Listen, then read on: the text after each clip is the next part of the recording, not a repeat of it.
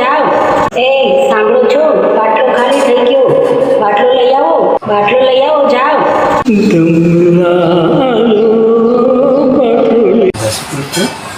ચાલવા ચેનલમાં આપનું સ્વાગત છે. નમસ્કાર.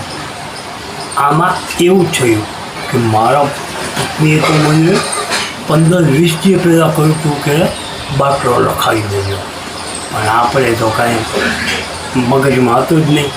હું ભૂલી ગયો, બાટલો લખાયો જ નહીં.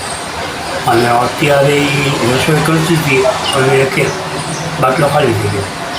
હવે હું શું કરું?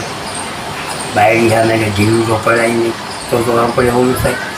હા લઈ આવો, અમે લઈ આવો. અને હું લઈ આવીશ ક્યાંથી બાટલો? એટલે જલ્દી તો નહીં મળે, શું કરીશ?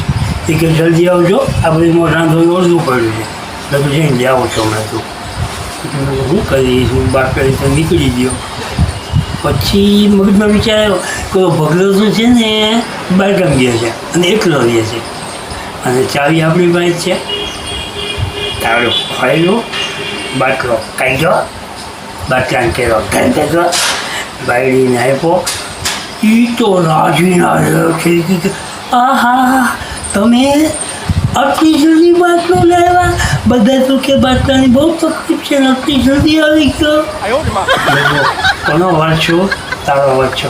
લાવ્યો તો ખુશ થઈ ગઈ. પાડોશમાં બધાને કહ્યું અમારે તો બાટલો ગયો ને, તમારે તરત લેવો બાટલો. પણ એની અમે તો કહેવાય નહીં, તો પગલાને ઘરમાંથી કાઢીને લાવ્યો છું. એની અમે એમ જ કહ્યું હું બાટલો લાવ્યો છું. ને આમ પગલો બહાર ગામ ગયો હતો અને ચાવી મારી પહેલાંથી મારી આગળ હચવાઈ ગઈ. નકર આજે તો આપણે